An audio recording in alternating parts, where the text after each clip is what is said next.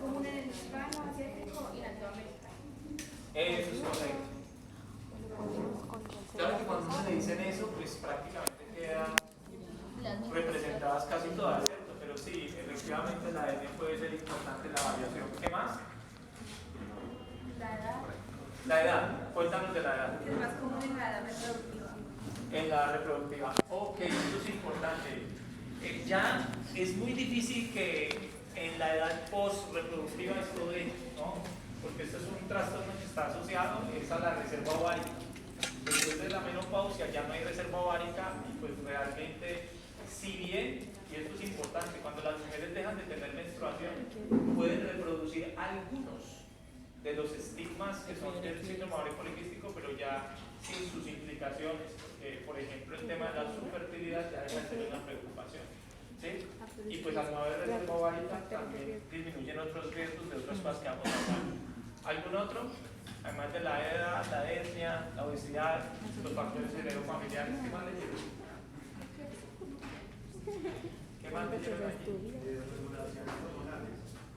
¿Eso es qué? Concretamente. Porque sí, es cierto.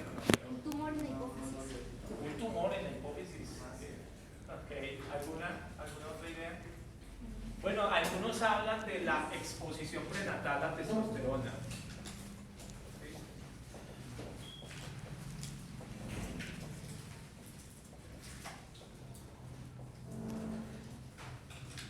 De pronto a lo que te refieres es algunos disruptores endocrinos de carácter químico que por ahí se están discutiendo como posibles causas, pero la verdad es que de todos estos no se ha podido decir este es la causa o esta concretamente es la causa, ¿sí? Entonces parece que es un problema multicausal. ¿Listo? Muy bien. ¿Qué otro aspecto nosotros vemos en una enfermedad además de la etiología de los factores de riesgo? ¿Cómo esos factores de riesgo o esas causas se llegan a convertir en un problema de salud? Eso es lo que llamamos nosotros la patogénesis, ¿cierto? En el documento que yo les compartí hay un excelente cuadro que resume la patogénesis del síndrome de ovario poliquísticos. Ustedes lo pueden tener allá abierto para que vayan haciendo pues como sus correlaciones, pero yo voy a ir con un aspecto que básicamente tiene que ver con la anovulación, ¿sí? Empecemos por ahí, ¿sí? Poco a poco vamos discutiendo los demás. Anovulación, ese por un lado, y por el otro lado tenemos la morfología poliquística. Y en este triángulo también tenemos el hiperandrogenismo. Muy bien, listo. Ok, ahí tenemos los tres elementos. La pregunta entonces es, la primera pregunta es, ¿por qué no hay ovulación? ¿Qué leyeron? Cuéntenme qué fue lo que aprendieron. Diles que estoy ocupada en clase. Profe, cuando la veía estaba mucho más aumentada que la veía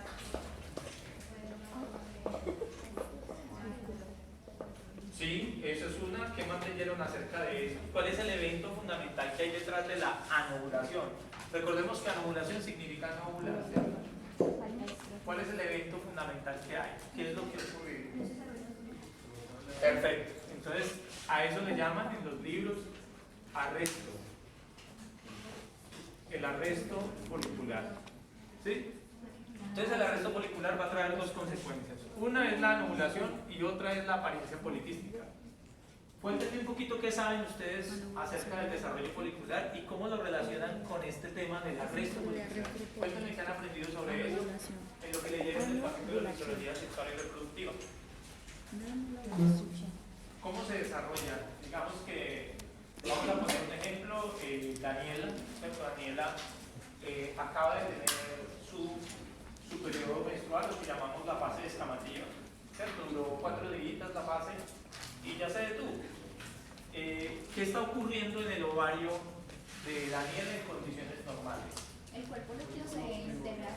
Folículo primordial, arrancamos por ahí, ¿cierto? Folículo primordial, ¿y qué pasa? Evoluciona a folículo primario. Y es a madurar. El folículo primario, que ya es cuando tenemos la granulosa y están los espacios que van a comentar. Después del folículo secundario, que se forma el ácido, y después se empieza a degradar, pues se ocurre la ovulación, y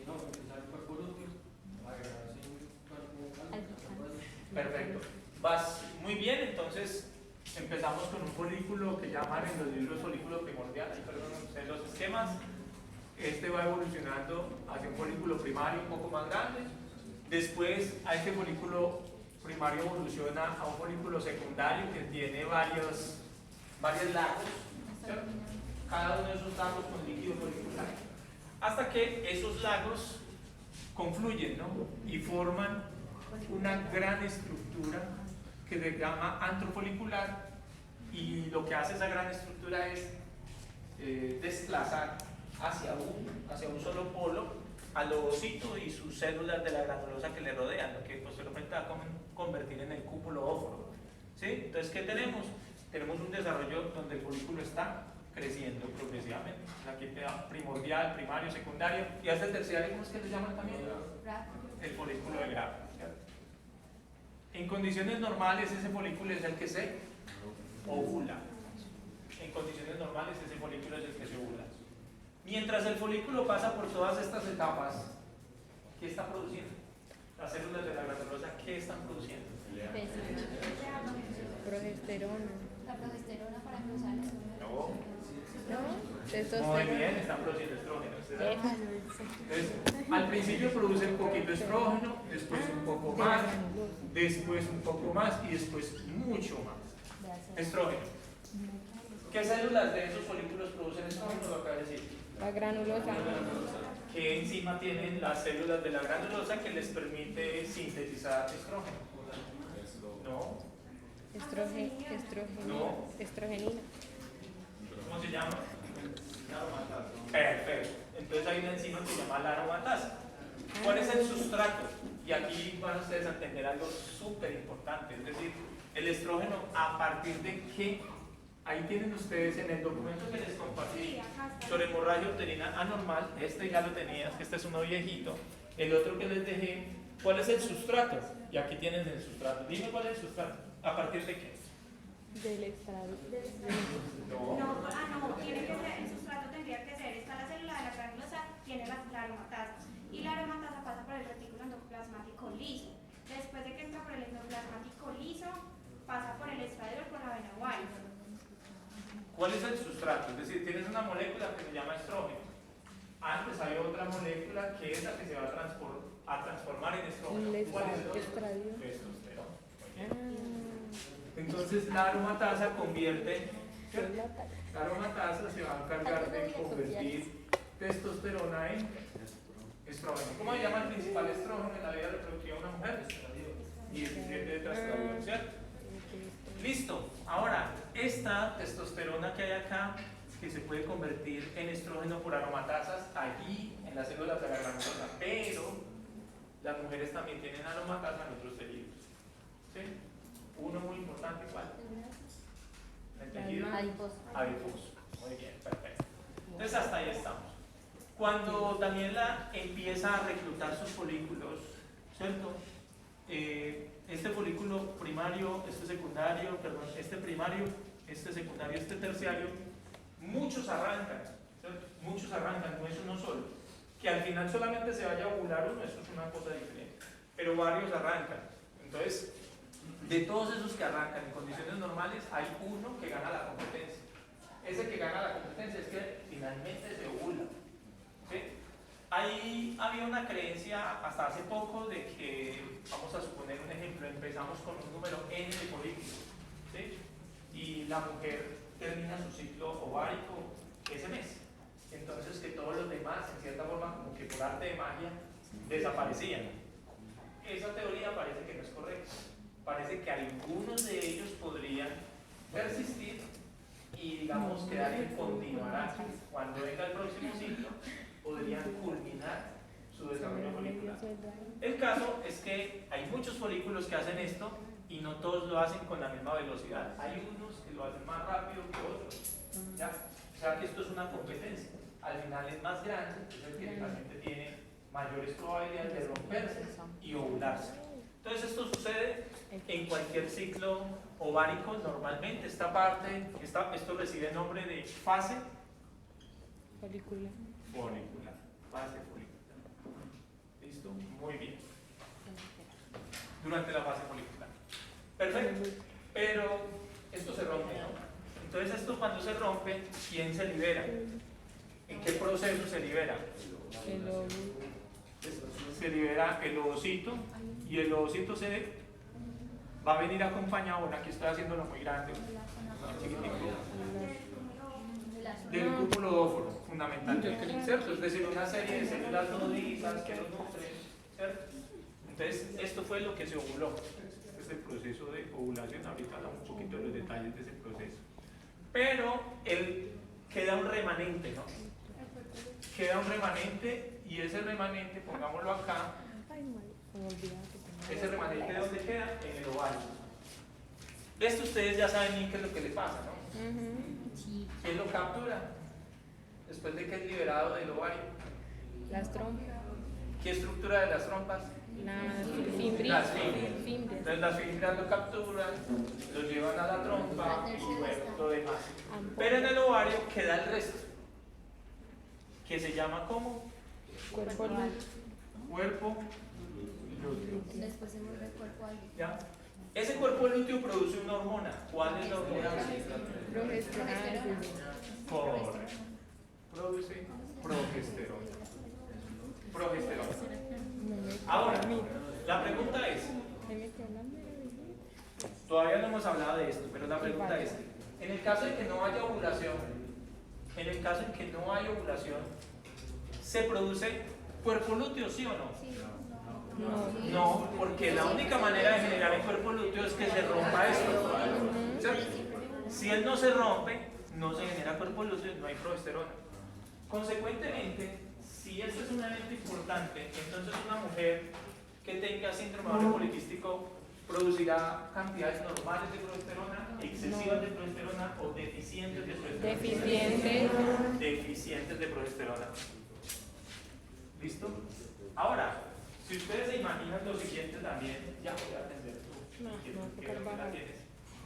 En la medida que múltiples folículos arrancan la carrera y múltiples folículos están produciendo estrógenos y múltiples folículos se pueden acumular mes a mes por la historia de continuará, ¿cierto? Estas mujeres podrían tener un riesgo de tener A, niveles normales de estrógeno, B, niveles bajos de estrógeno o C, niveles excesivos de estrógeno. Excesivos de estrógeno, ¿por qué? Porque mes a mes reclutan muchos folículos, independientemente de que ellos no se rompan, sí producen estrógeno, ¿ya? Entonces el patrón que nosotros vamos a ver es un patrón en donde tentativamente va a haber mucho más estrógeno. Entonces podemos establecer una relación entre estrógenos y progesterona, en donde hay mucho estrógeno por un lado versus por el otro, en donde vamos a encontrar baja progesterona. ¿Me repite lo de la... Con mucho gusto. lo de los estrógenos? Con mucho gusto. Con cada ciclo menstrual, las chicas reclutan múltiples folículos que arrancan una carrera para desarrollarse. El punto es que, por razones que apenas vamos a ver ahorita, no va a ovular o va a disminuir mucho la probabilidad que ovule. Pero esos folículos, algunos van a quedar con diferente grado de desarrollo, unos van a quedar más grandes, otros van a quedar más pequeñitos, unos van a quedar con un antro folicular más grande, otros van a quedar con un antro más pequeñito, otros incluso van a quedar en esta etapa secundaria, donde hay múltiples laguitos de líquido folicular. Y como les decía, no necesariamente se mueren todos, sino que algunos persisten por el siguiente ciclo. Entonces se van acumulando y conservan su potencial de producir estrógeno. Entonces al final lo que vamos a hacer es un desbalance entre estrógenos y progestágenos. Mucho estrógeno versus Poca progesterona. poca progesterona. Ok, listo. Ahora que vemos que esto es así, aquí esto tiene sus bemoles. Si ustedes recuerdan un poco, vamos a ver si de pronto lo recuerdan, pero si no lo vamos a trazar. Día cero, aquí está, estamos hablando del ciclo menstrual o el ciclo endometrial, ¿sí? Entonces en este ciclo endometrial tenemos día cero, ¿ya? Y durante los primeros 2 y hasta 8 días, lo que va a pasar es que, suponiendo que aquí estuviera así de grueso el endometrio, pues durante ese tiempo lo va a perder. esa fase del ciclo uterino o endometrial, ¿cómo se llama? ¿Fase qué? Fase menstrual, o tiene un nombre más técnico que es Descamativa. descamativa. ¿Listo? Después de que esto ocurre, ¿qué empieza a pasar inmediatamente después? Empieza a crecer nuevamente. Empieza a crecer nuevamente, ¿cierto?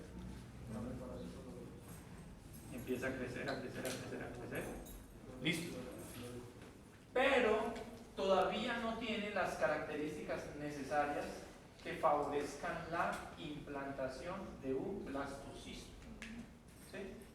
O sea, todavía no están dadas las condiciones para albergar un embrión. ¿Ya? Tiene que cambiar sus características.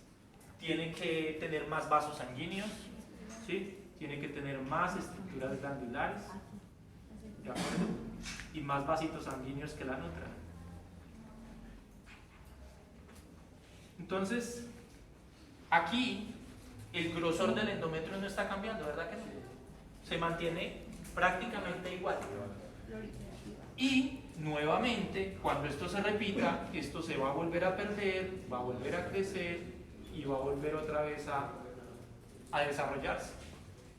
Esta fase donde el endometrio crece, pero no tiene las características de un endometrio que pueda recibir la implantación de un blastocisto, esta fase tiene un nombre. ¿Cómo se llama? Esta Proliferativa. proliferativa. Y luego, como pueden ver, sigue una tercera fase en donde sí se están desarrollando las estructuras necesarias para albergar un blastocisto. ¿Sí? ¿Cómo se llama esa fase? Secretorio. Secretorio. O sea que nosotros tenemos una fase, tenemos una secuencia de 3 fases. Primero descamación, después proliferación, por último secreción. Cuando termine este ciclo, más o menos ¿en cuántos días? 28. 28 en 2 libros, 24 a 38 es lo que decíamos esta mañana. Vuelve otra vez descamación, proliferación y secreción. Descamación, proliferación y secreción. Así más o menos unas cuantas veces. Hasta la menopausia. Hasta la menopausia, más o menos unos 400 ciclos de estos pasa una mujer durante su etapa reproductiva. Ahora lo que necesitamos recordar es qué hormonas incentivan a cada una de estas fases. Entonces, a la fase proliferativa la incentiva ¿qué hormona? Los estrógenos. Y por esa razón, a esta parte del ciclo menstrual no solamente se le llama proliferativa, también se le puede llamar Estrógeno. estrogénica. Entonces, proliferativa, estrogénica. Proliferativa, estrogénica. Y a la fase que sigue, ¿sí? A la fase que sigue, que es promovida por la progesterona, se le llama Progesterona. secretora o Progesterona. progestagénica. ¿Listo? Aquí la pregunta que sigue es, bueno, y ya cuando viene una nueva descamación, ¿cierto? ¿Qué es lo que sucede? ¿Qué hormona es la que participa allí? El pico más alto es la leutinizante, la LH. A las 70. Aquí lo que sucede en esta fase es Baja progesterona.